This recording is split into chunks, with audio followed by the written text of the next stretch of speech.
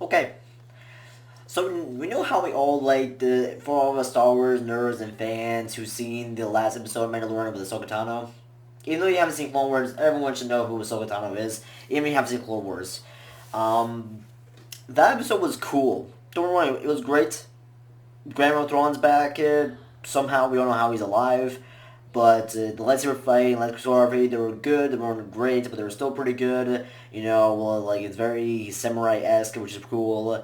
Um, we got a new mission to go to the planet Typhon to place Baby Yoda or Grogu on the pedestal and or the Seeing Stone, and then Grogu will decide his future whether he want to be a Jedi or he wants to stick to being with the Mandalorian or go out on his own path once he's above age to like start talking and walking, and all that stuff. Um, yeah, this episode beat the cake. Last episode was great. This episode beat the cake by a lot. It's alright. So this episode was directed. This is chapter 14 or episode season 2 episode 5, called AKA, and the title is called The Tragedy. When we first meet when we were on the crap, I forgot what the ship name was. Damn it. But Mando's on his ship with Baby Yoda like usual, and they're like practicing. He's like just messing around. Like he's making fun of Grogu, saying Grogu, don't Grogu, don't. Alright, I'm gonna take this, and then I want you to use the Force and bring it towards you. And he's like that. So which is cool. So like like, hey, I promise to bring you to your species. I promise to like bring you to a Jedi, and that's what I'm planning to do. And then after that, we have to go our separate ways. Which obviously we don't want that to happen because this was like legitimately a father-son moment. And I love that. I started getting teary-eyed. And once I saw that episode Tragedy, I was like, oh man, this is not gonna be good. So we there was no side quest. We went straight to Typhon, which is great. And then we placed Yoda on the Seeing Stone. And all of a sudden, we hear a ship in the background. For any of us Star Wars nerds who's only seen the original trilogy, we should know that sound. Once you see that ship, it's the Slave One, Boba Fett ship.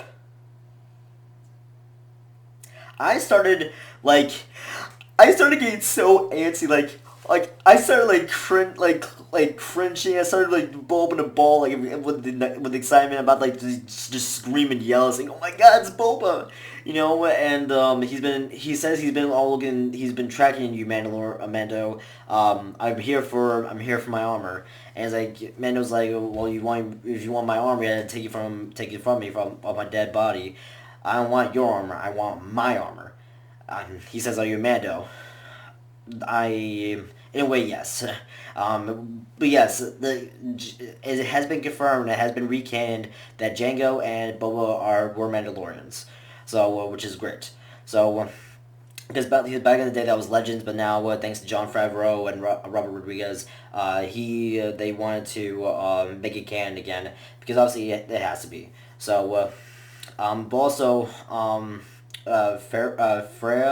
or Freera, something like that. I forgot the actress's name, but that is Mulan. That is the voice actress for Mulan. Not in the live action movie Mulan.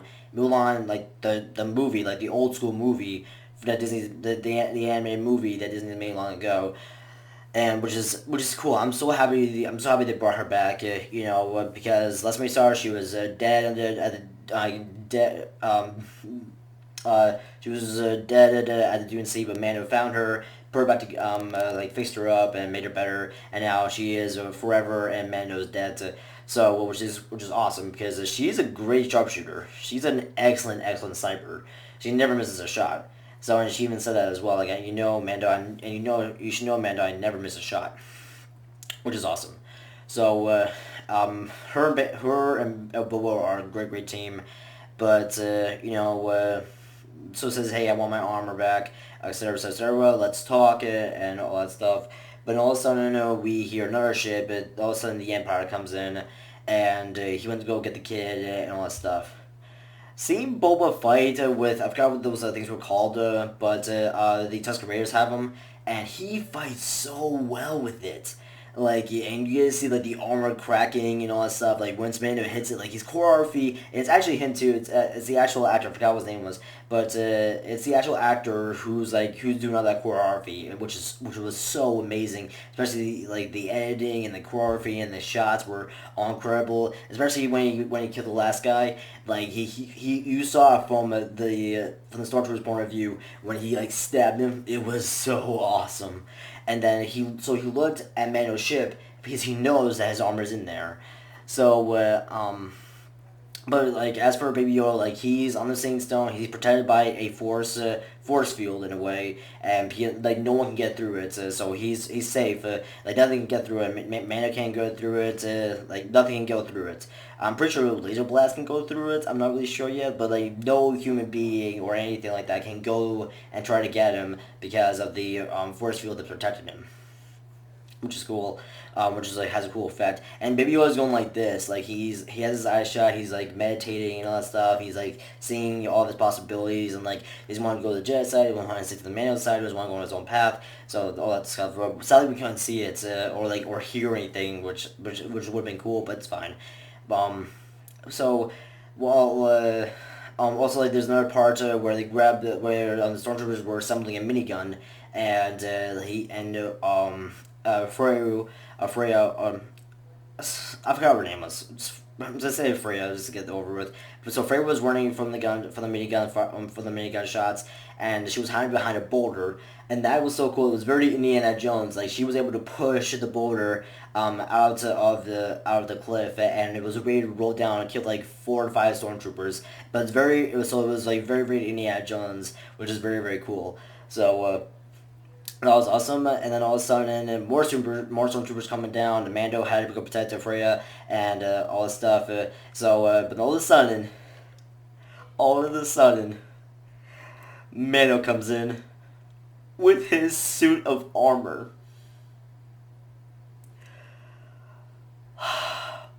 Seeing Boba fight, like legitimately fight, was one of the best things the Mandalorian has ever done.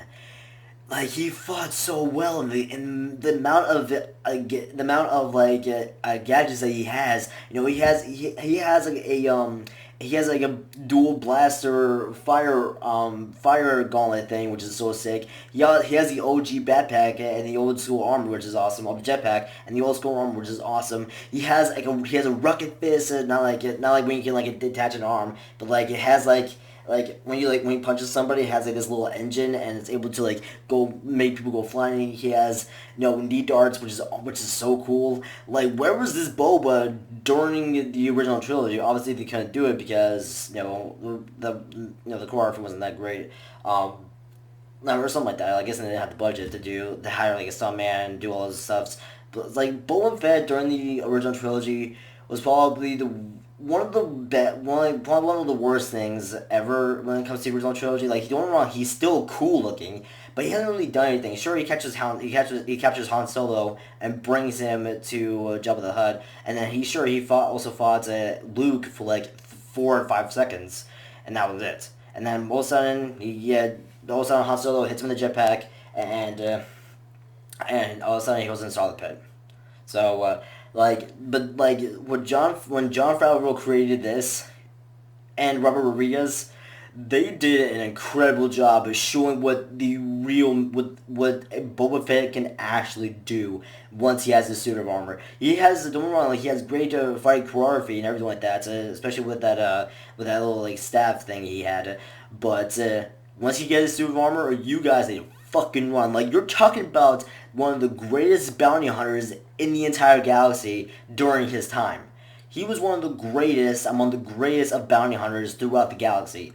Everyone who once you see that armor, you need to run. And if you're his target, might as well give yourself up because there's no way you're escaping Boba Fett. There's just no way.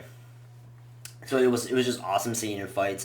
So all the fighting and all the gadgets that he has and that he was using was so badass and so cool, and especially when he used his rocket to hit to the spaceship, hit the the dropships, the Empire dropships. Like he was aiming to like it to like the shortest one, but he accidentally hit the farthest one, and it was able to clash into each other, which was so cool.